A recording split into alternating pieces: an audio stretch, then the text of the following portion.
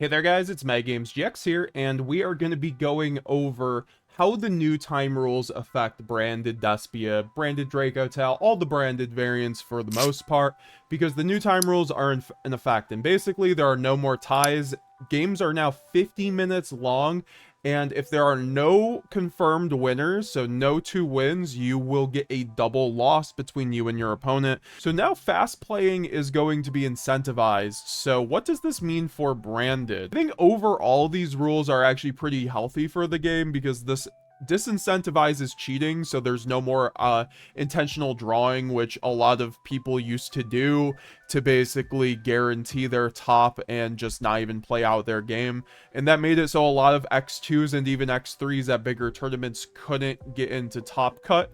And now with the new time rule changes, this makes it so that you really don't want to have to double loss. I do think that there are, negatives associated with the time rules, but I'm not here to talk about that today. I'm really here to just talk about the effects on Branded Despia, because now we don't have to run Masquerade, and we don't have to run Spooky Dogwood. So that's a positive, and we get 5 more minutes to break the board. So you might be like, it's all sunshine for Branded, right? This is great. But the issue for me is that Branded Despia is a grindy deck. A lot of the time you are running like 50 engine cards plus like 10 board breakers, essentially. And these cards, a lot of the time you're just letting your opponent do their combo, do their cutscene, and then you have to break their board. Your game one can actually be quite grindy if you're going second with Branded with no hand traps. So, you let your opponent make their board for 10 minutes, and then you try to break their board for 10, 15, 20 minutes maybe if you can't fully break their board, and then you get into a grind game. That's already 30 minutes off the clock. So that's why I appreciate the additional 5 minutes, because it does allow me to have a better opportunity at winning the game. I think the issue is the double loss for Branded, because a lot of the time it's difficult to guarantee the win, right? So let's just say you're not running Idol Lock or like some sort of lock, and you go into a grind game with your opponent game 3. Let's say you set up your god tier board like Mirror Jade with Albaz, with Rinbrum, Mercurier with Glam, and Cartesian rotation. So you can basically do anything with your board in a Branded in red.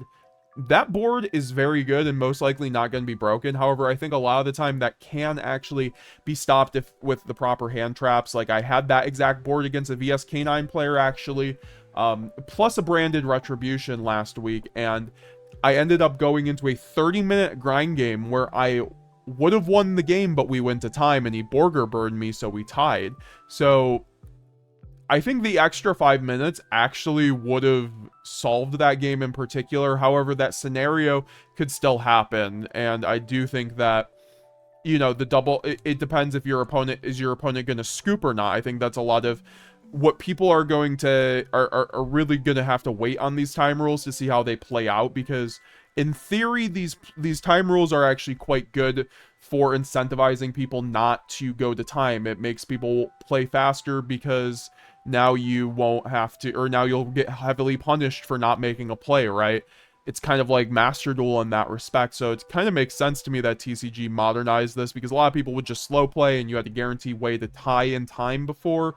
So, where does Branded sit in all of this? And I think that we'll have to start playing faster, of course. I think that's always just the thing. I think with Branded players, you have to learn every other deck and what they do, so you aren't just like reading your opponent's cards and taking and going down on the clock, right? I think you also have to be conscious of other players, right? So if someone's slow playing you, you have to call that out. I think this has been said very well, especially by like Jared YuGiOh on Twitter. Shout out to him. Geometrio on Dueling Book. Of course, he also has the YouTube.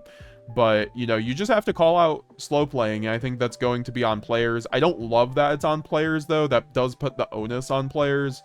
When it's already a grindy game, and we're already just playing for glorified, like, we're just playing for playmats, right? And in a Switch, a lot of the time, it's, it's not the highest stake, so I don't love having to potentially judge call twice on my opponent. And I guess according to the rules, you can judge call twice, and then it escalates for a slow play, so like it won't be a recurring thing as long as you let a judge know. So one of those things against that VS K9 player, I should have let a judge know that this player took 10 minutes to do a Jokal combo, right? Like, he didn't even end on Vanquish Soul cards, right? Like, it takes a bit, that kind of combo shouldn't take as long as it did.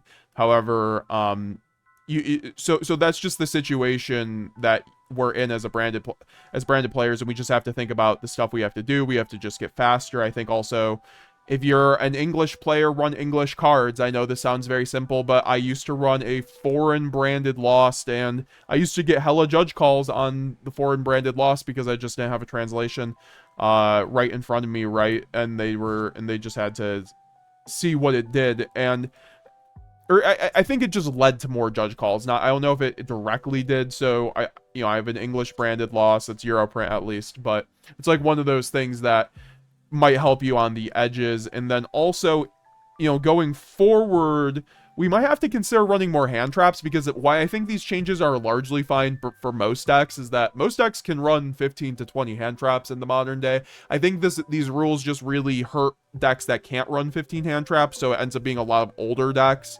And Branded ends up fitting in there being an older deck, but it's still been able to compete with the meta. We have Bystials, of course. We have Phymena now if you run the Branded Dracotel version like I do. I believe in it, but, and I've been seeing a lot of people main Ash Blossom. That's still not a lot in terms of non-engine but that's also something I have been debating, where maybe we should start maining the Mulcharmies and, like, maxing out on Bystials kind of thing, or at least the Saronir, as we already usually do. And then, instead of running things like Allura Darkness, and you guys haven't seen my Allura Darkness build, and if you guys want to see that, let me know down below. Just won, like, 2 locals with it, and, I think Allura Darkness is incredible. I think I'll keep running it, probably even post time rules, but I think... And this is a way to, like, not brick, because I'd love to run the Mulcharmies, but they're a brick in Branded sometimes. You can draw a Mulcharmy and then not draw any starters, and that's okay in most other decks, because then you have a bunch of other hand traps. I don't have a bunch of other hand traps. I'm on 60 cards. I could run 2 Phymena, 3 Ash, and there was, like, a 53 card build that had this theory, basically, 6 Mulcharmy, 3 Ash, 2 Phymena. Even then, that's, like, still difficult to guarantee a Mulcharmy pass being a good board, right?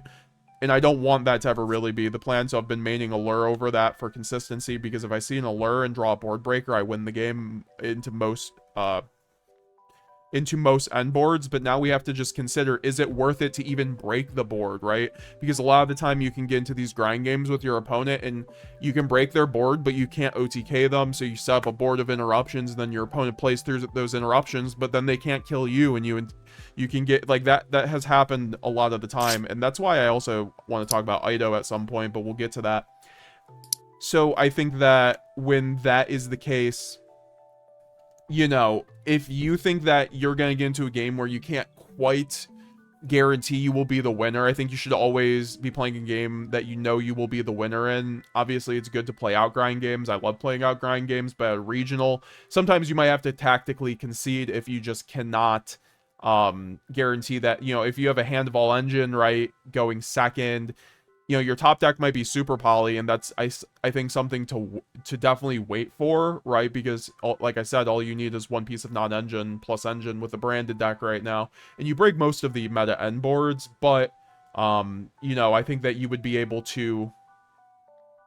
you won't be able to actually break that board if you don't draw that board breaker. So once you don't draw the board breaker, you could probably just scoop that, obviously, instead of maybe trying to get your opponent to misplay, which is sometimes a tactic with decks or Branded. If you have a weaker hand, you can turn your opponent's better board and better hand into a worse hand if you can get them to misplay on your cards, which is actually a strategy with Branded. It's kind of like bluffing. It's what I've actually been teaching my students about, and they're always like, yeah, no, that's actually, like, something I never think about with Branded, because Branded's a deck that you have to use every tool to actually do well, and it's a very hard deck to pilot. It's not even, like, the best deck, but it's still very hard to pilot, right?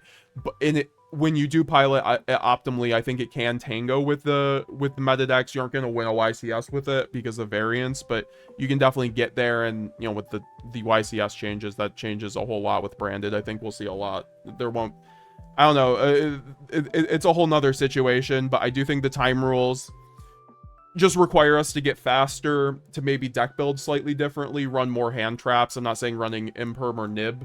I think those are typically still bad in Branded, but running the Floodgate hand traps like Droll, Perulia, Foolos, you know, Sarnier, Magnamut, you know, double Thymina, triple Thymina maybe. Those and Ash Blossom as well, because Ash Blossom, I've been running Ash Blossom because it's an out for Molcharmy. And there's so much Molcharmy in the game right now, so just having a good end board piece that's also decent going second and great into Molcharmy. Ash Blossom is basically a better called by at the moment. So, you know, I'm siding these at the very least, and that's why I would do it, or you could main it, like I talked about before with the consistency, but that's another story. And then lastly, I do think YuGiOh is our best option into time now. It always was. Like, I think YuGiOh, you know, I got into that grind game against VSK9. You guys want to know why? Because he made me go second. Or no, he made me go first when I won game 1. So he chose to go second, and I sided out YuGiOh. I should have sided in a Masquerade. That was my bad, right? Because I think Masquerade is a going second YuGiOh, essentially. Like, you break their board, you can't kill them, and then you make Masquerade. And that can still, that would be the only use case of Masquerade nowadays. And for that reason, I actually think that Masquerade's fine. Like, we use it in Master Duel sometimes, too. So, this card isn't going out of our decks, but now it might just be something to, like, main deck at this point, if anything. But, you know, YuGiOh is going to be something that is the difference between a 10-minute game and a 20-minute game kind of thing. So I think cards that can shorten the potential risks to go to time are going to be very important, because you just don't, as a branded player, you really don't want to be in the situation where your opponent can just choose to go for the double loss and then you lose out on your win, right? So you have to play faster in order to do that. You know, obviously deck build around these things. I think YuGiOh is near mandatory now. I know some people still won't agree with that, but that's okay. I think that YuGiOh, you know, it's toxic, but it's very good into Fuwalos. I think it's mandatory because of Molcharmy right now, and now with the time rules, it's even more so, because it just allows you to make, you know, shut out the game immediately instead of just grinding 10 interactions and then locking or something. Or just getting into a grind game. And that's why I still love it, because it's just great. There's a lot of like decks that have engine right now, like Dracotal and VSK9, that this allows you to not die to these engine decks. And because branded board, actually, funny enough, dies to powerful board breaking engine, and that's what VSK9 and Dracotal do. No, in conclusion, guys, I think the time rules don't make branded unplayable by any means. I actually don't think it makes it worse. However, I think it makes it harder to play for sure. And also, I think that it incentivizes, obviously, you calling out your opponents to play faster, right? You know, if your opponent is taking several 1-minute thinks on his basic combo line, you gotta ask him to play at a faster pace, especially when it's like the VSK9 player who would have just been doing 20 interactions at the end with Borger to Borger burn you, right? So you just have to be your own advocate in this situation. Make, you know, the judges are there to help you, obviously. And it's going, there's going to be growing pains, but I think eventually with these time rules, we will see a systemic kind of change in the community where people are not going to be going for double losses. It will eventually be seen as, hey, a double loss equals a worse, you know, tiebreakers for me, because then my opponent that I lost to also lost. And, you know, your with how tiebreakers work in Swiss rounds, your tiebreakers end up being better if the person you lost to has won, right? If it's doing well.